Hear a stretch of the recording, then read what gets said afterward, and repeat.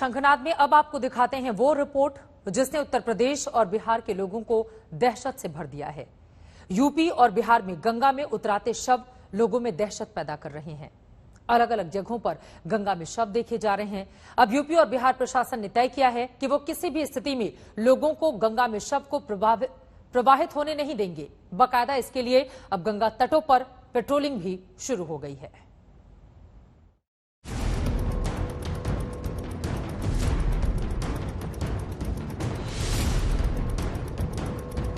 उगते हुए सूरज की रोशनी गंगा पर पड़ती है तो चमक उठती है गंगा, लहरों पर ललक उठाती है।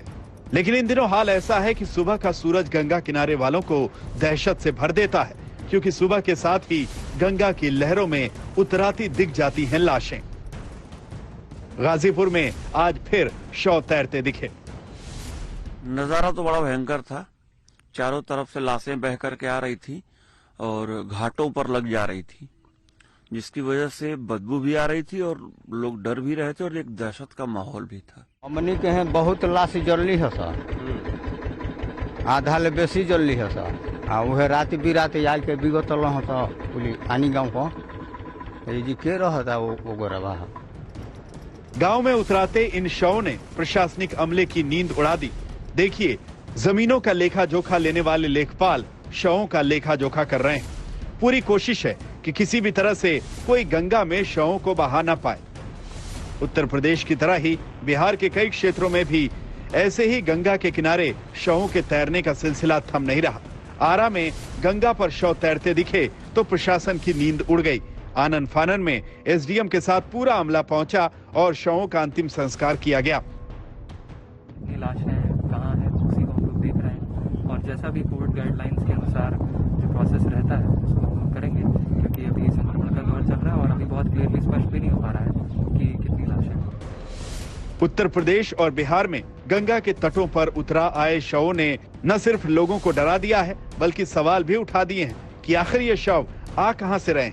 लेकिन इन सवालों के जवाब तलाशे जाएं, उससे पहले गंगा किनारे पेट्रोलिंग शुरू कर दी गई है। देखिए, कानपुर में खुद एसीपी अपनी पुलिस पलटन के साथ पेट्रोलिंग कर रहे हैं। साथ ही अनाउंस कर रहे हैं कि किसी भी सूरत में गंगा में शवों को न बहाया जाए, वरना जेल की हवा खानी पड़ेगी।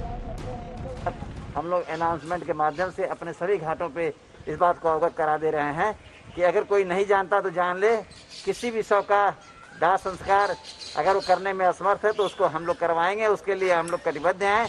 लेकिन गंगा जी में प्रवाह करना या गाड़ना यह अपने आप में दंडनीय अपराध है। ऐसे में गंगा के तटों पर पुलिस की पेट्रोलिंग शुरू हुई। आरएसएस के नेता भी कह रहे हैं कि लोग गंगा में शवों को न बहाएं। लोगों से अपील करूंगा कि इस प्रकार से बॉडीज को नदियों में प्रवाहित करके हम नदियों को भी प्रदूषण में करेंगे। अच्छा ये होगा कि उनको दफनाने वाले दफनाएं और जलाने वाले, संस्कार करने वाले उनको जलाएं, ताकि उनको ठीक से अपने अपने धर्म के अनुसार सोल ट्रैवलिंग मिल सके। लेकिन सवाल तो यही है कि इतनी भारी तादाद में गंगा में शवों को बहा कौन रहा है? ये शव आ कहां से रहे हैं? आरा से सोनू सिंह के साथ आज तक ब्यूरो। बहुत सारे ऐसे सवाल हैं जो इसके पीछे लगातार कायम है और जवाब अब तक नहीं है। फिलहाल हम बढ़ेंगे आगे और अब बात ताउते तूफान के खतरे की। देश के 5 राज्यों पर मंडरा रहा है ताउते तूफान का खतरा। लक्षद्वीप, केरल, गुजरात, महाराष्ट्र और गोवा के तटीय इलाकों में तूफान का खतरा है। मौसम विज्ञान विभाग के मुताबिक अरब सागर में बन रहा दबाव का क्षेत्र 17 मई को अत्यंत भीषण चक्रवाती तूफान में तब्दील हो सकता है। चक्रवाती तूफान ताउते शनिवार को गुजरात तट को पार कर सकता है। गुजरात के कच्छ, सौराष्ट्र के समुद्री इलाकों में साइक्लोन को लेकर कोस्ट गार्ड अलर्ट पर है। कोस्ट गार्ड ने मछुआरों को समंदर में न जाने की सलाह दी है। कोस्ट गार्ड के जहाज और हेलीकॉप्टर के जरिए मछुआरों को अलर्ट किया जा रहा है। तूफान के खतरे को देखते हुए केरल ने मल्लापुरम, कोझिकोड, वायनाड, कन्नूर और काजरगोड के लिए रेड अलर्ट जारी किया है, जबकि कोल्लम, कोट्टयम, अलपुजा, एर्नाकुलम, इडुक्की, त्रिशूर के लिए ऑरेंज अलर्ट जारी किया गया है। ये अलग अलग हिस्सों की तस्वीरें आपको दिखा रहे हैं। हर जगह खतरा बना हुआ है।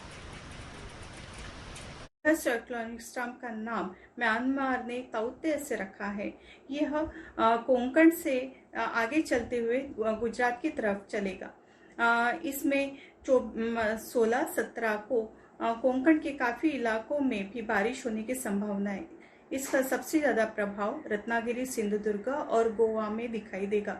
मध्य महाराष्ट्र के कुछ जिलों में भी इसका प्रभाव दिखाई देगा। अगले 3 दिनों में कोंकण किनार पट्टी पे ऑरेंज अलर्ट जारी किया गया है। मछुआरों को चेतावनी दी जाती है कि वो लौट के आए और समुद्र में ना। 17 तारीख से कोस्टल एरिया यानी Gujarat coast, entire Gujarat, south Gujarat coast and north east Arabian sea में 17 तारीख को 40 to 50 kilometre per hour wind रहेगी, gusting to 60 kilometre per hour रहेगी। उसका बाद विंड बढ़ते जाएगा टिल 18th मॉर्निंग तक। 18th मॉर्निंग को mostly wind speed 100 to 110 kilometre per hour, gusting to 115 kilometre per hour में रहेगी।